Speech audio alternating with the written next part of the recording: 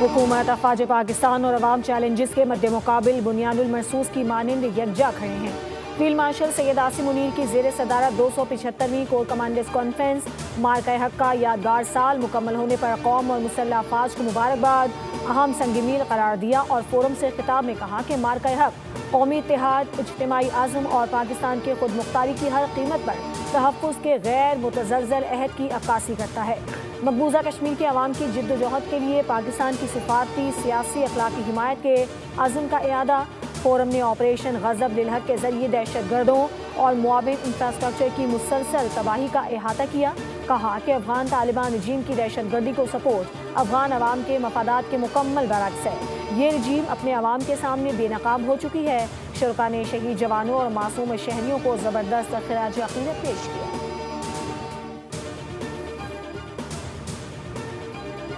بھارت نے پہلگام واقعے کا الزام بغیر ثبوت کے پاکستان پر لگایا۔ پاکستان کے خلاف جارحیت کی گئی۔ بھارت کے طیارے اور ڈرون تباہ کیے۔ امید ہے بھارت مارکہ حق میں ہمارے جواب سے سیکھ گیا ہوگا۔ پاکستان کسی بھی مس ایڈونچر کا طاقت سے جواب دے گا۔ نائب وزیر اعظم اسحاق ڈار کا سفیروں اور ڈپلومیٹک کو کور سے خطاب۔ کہا پاکستان نے فیلڈ مارشل عاصم منیر کی قیادت میں اپنا دفاع کیا۔ پاک فضائیہ نے ایئر چیف مارشل کی قیادت میں بہترین کردار ادا کیا۔ مقبوضہ کشمیر جنوبی ایشیا میں کشیدگی کی بڑی وجہ ہے۔ سنتاز معاہدے سے متعلق بھارتی اقدامات پر سخت تشویش ہے۔ پاکستان کا پانی روکنے کی کوشش کی گئی تو یہ جنگ تصور ہوگی۔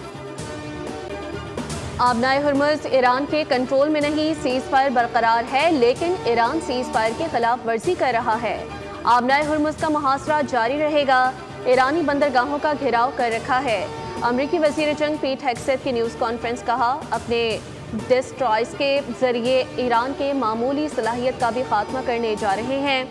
آبنائے ہرمز کی بندش کی وجہ سے 22,500 ملح پھنسے ہوئے ہیں۔ جنرل ڈین کین نے کہا کہ ایران نے امریکی جنگی جہازوں پر 10 اور تجارتی جہازوں پر 9 حملے کیے۔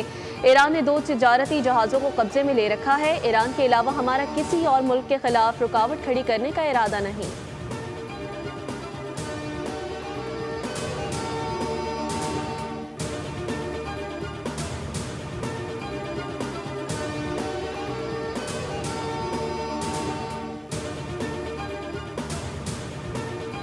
آبنائے ہرمز میں امریکی فوجی حملے کے دوران 5 شہری شہید۔ ایران کے سرکاری میڈیا کے مطابق امریکی افواج نے 6 ایرانی کشتیوں کو نشانہ بنایا جو پاسداران انقلاب سے منسلک نہیں تھیں بلکہ سویلین کشتیاں تھیں۔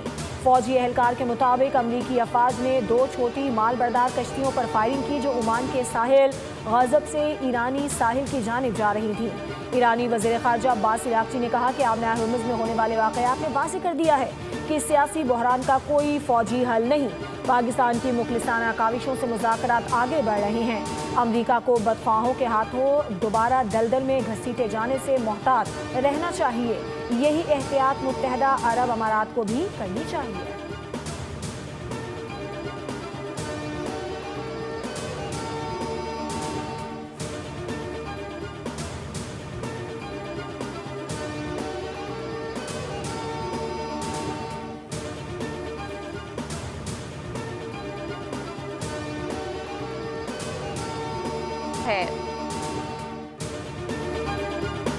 پنجاب بھر میں ایک مکمل تبدیلی نظر آنی چاہیے۔ وزیر اعلیٰ پنجاب مریم نواز کی بریفنگ۔ کہا کوئی بھی کام آسانی سے نہیں ہوتا، احساس ذمہ داری ہونا چاہیے۔ ستھرا پنجاب پروگرام دنیا کا سب سے بڑا منصوبہ ہے۔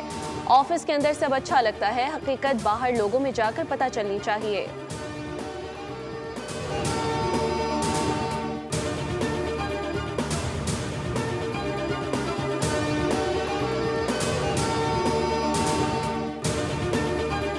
پاکستان متحدہ عرب امارات پر میزائل اور ڈرون حملوں کی شدید مذمت کرتا ہے۔ وزیر اعظم شہباز شریف نے کہا کہ پاکستان مشکل کی اس گھڑی میں اماراتی بھائیوں اور بہنوں کے ساتھ کھڑا ہے۔ وزیر اعظم نے مستقل قیام امن کے لیے مذاکراتی اور سفارتی کاوشوں کے ذریعے جنگ بندی کے احترام پر زور دیا۔ کہا انتہائی ضروری ہے کہ جنگ بندی کو برقرار رکھا جائے اور اس کا احترام کیا جائے۔ خطے میں پائیدار امن و استحکام کے لیے مذاکرات کو ضروری سفارتی گنجائش فراہم کی جانی چاہیے۔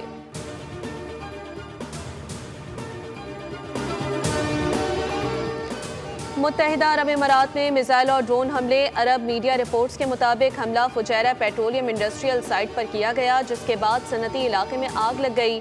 وزارت دفاع کا کہنا ہے کہ ایران کی طرف سے داغے گئے 12 بیلسٹک میزائل، 3 کروز میزائل اور 4 ڈرونز کو روکا گیا۔ اماراتی حکام کا کہنا ہے کہ حملے میں 3 غیر ملکی شہری زخمی ہوئے۔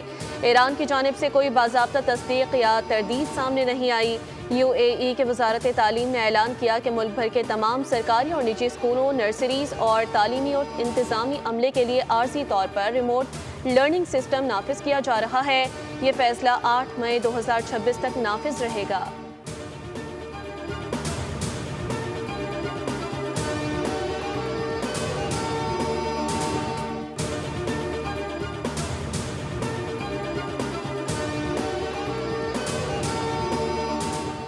ٹرمپ کی ایک بار پھر ایران کو صفحہ ہستی سے مٹانے کی دھمکی، کہا انہیں جنگیں پسند نہیں اور وہ ایران کے ساتھ جنگ کی حمایت نہیں کرتے۔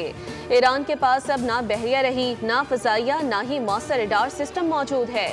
امریکہ خطے میں مؤثر کارروائیاں کر رہا ہے۔ انہوں نے کہا کہ اگر ضرورت پڑی تو امریکہ جدید ترین ہتھیار استعمال کرے گا۔ ایران اب مذاکرات میں پہلے سے زیادہ لچک دکھا رہا ہے۔ جنگ ختم ہونے پر تیل کی قیمتیں تیزی سے کم ہو جائیں گی۔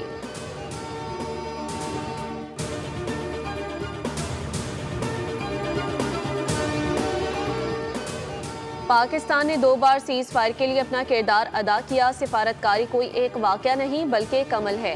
Chairman Pakistan Peoples Party Bilawal Bhutto کا BBC کو انٹرویو، کہا دنیا میں کہیں بھی ہونے والی کسی بھی جنگ بندی کے نفاذ میں ہمیشہ کچھ نہ کچھ مشکلات پیش آتی ہیں۔ پاکستان نے امریکہ اور ایران کے درمیان جنگ بندی میں توسیع کروائی۔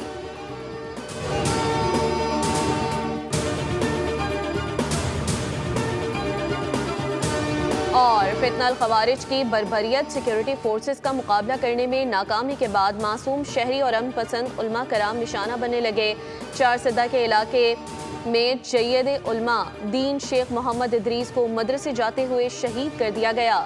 عوام نے بہیمانہ قتل پر شدید غم و غصے کا اظہار کیا۔ ماہرین کے مطابق خوارج افغان طالبان اور ہندو آقاؤں کی ایما پر سافٹ ٹارگٹس کو نشانہ بناتے رہے، لیکن سیکیورٹی ادارے ان کی مذموم کوششوں کو کامیاب نہیں ہونے دیں گے۔ صدر زرداری اور وزیر اعظم کا مولانا محمد ادریس کی شہادت پر اظہار افسوس، کہا دہشت گردانہ اقدامات قوم کے حوصلے پست نہیں کر سکتے۔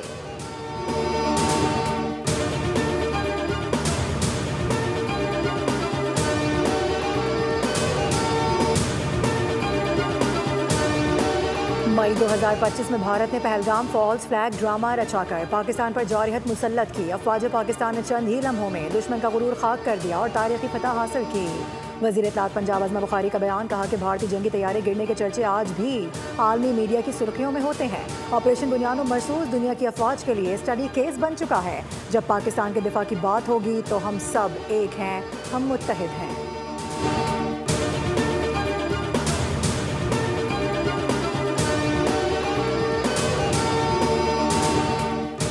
کراچی میں آج بھی سورج کا پارہ ہائی۔ محکمہ موسمیات کے مطابق کراچی میں گرمی کی شدت کل سے معمولی کم ہے۔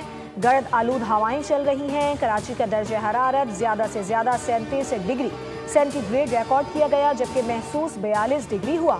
محکمہ موسمیات کا کہنا ہے کہ خیبر پختونخوا، گلگت بلتستان اور کشمیر میں چند مقامات پر بارش کا امکان ہے۔